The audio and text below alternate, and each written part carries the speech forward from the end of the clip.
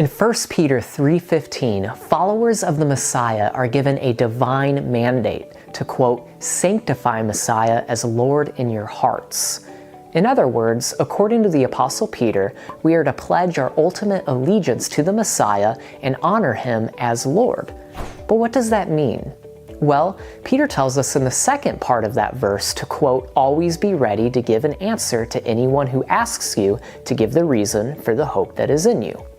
So, sanctifying Messiah as Lord in our hearts includes always being ready to answer those who ask about what we believe and why we believe it. Interestingly, the word answer in this passage comes from the Greek word apologia, which means defense. And it's from this Greek term that we get our English word apologetics, which is a branch of Christian theology devoted to the study and defense of Christianity's truth claims. Peter goes further to say that we are called to give reasons, that is, the logic or the rationale for the hope we have in Messiah.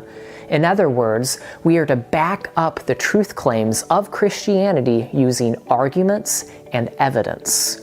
So, perhaps another way to articulate Peter's command here would be to say that we honor the Messiah by engaging in Christian apologetics, that is, making compelling arguments in support of our faith and answering objections from those who challenge our faith, our hope in Messiah.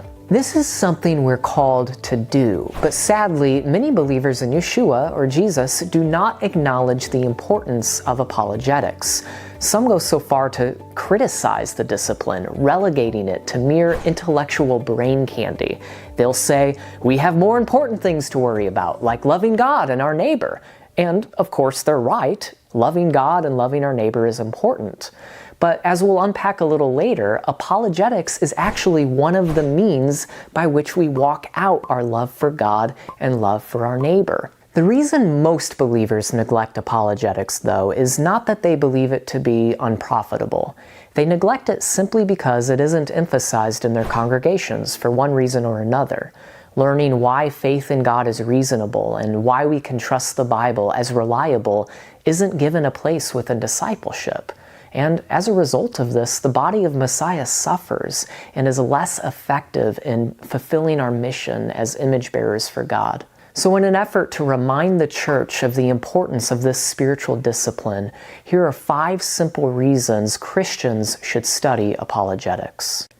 Number 1, truth matters. Many fellow believers I encounter are caught up in the emotional experience of religion, and this is not a bad thing. The emotional aspects of our faith in Yeshua are vital, but we cannot unhitch our emotions from our intellect. After all, the greatest commandment includes loving God not only with all our heart and soul, but also with all our mind. Think about it. If our emotional religious experience is the foundation of our faith, then nothing really separates Christianity from Mormonism or Islam. After all, Mormons and Muslims say that they've also had emotional religious experiences. No, what separates Christianity from other religions is that Christianity is true and the others are false. So you see, it's clear that emotional religious experience is not enough. God created us with a rational mind so that we may discover the truth. Number 2, apologetics serves an important role in evangelism. It's often said, you can't argue anyone into the faith. And yes, that's true, but apologetics still helps to resolve objections that hinder people from seriously considering Christianity. The goal of apologetics is not to win people over to the Lord by argument alone, but to help them see Yeshua clearly. For instance, Christian author C.S. Lewis went from being an atheist to a theist first through intellectual argument.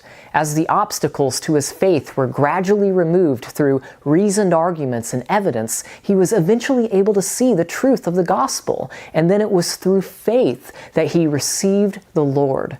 Countless people have the same testimony. Number 3, apologetics is a benefit to the body of Messiah. Apologetics serves an important role not only in evangelism, but also in building up believers in their faith. In Acts 18:24 through 28, we read about Apollos, a Jewish believer in Yeshua.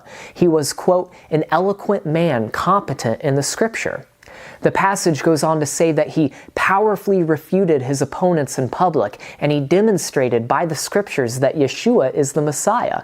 This greatly encouraged the other Jewish believers in Yeshua. Believers need to know that what they believe is rational and true.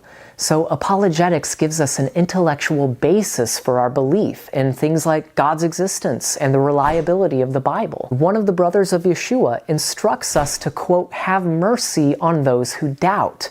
Therefore, the church is called to minister to the doubtful in their community. That means allowing those who have doubts the room to honestly wrestle with difficult questions while giving them guidance and working with them to find answers. Apologetics is essential in ministering to the believers in our community, those who struggle with doubt. Number 4, apologetics builds character. Another aspect of our divine mandate to defend the faith is to do so in gentleness and respect.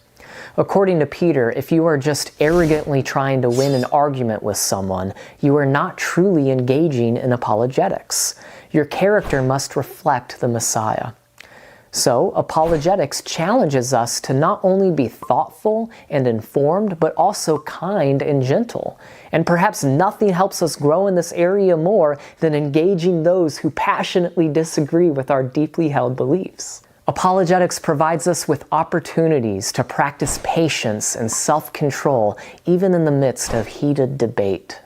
Number 5, apologetics has individual spiritual benefit. For many people, apologetics is one of the biggest things that God has used to strengthen their faith and help them grow in their relationship with Him. Learning about the various ways that science, history, and philosophy cohere with God and how apparent conflicts can be resolved, it's exciting and it's edifying.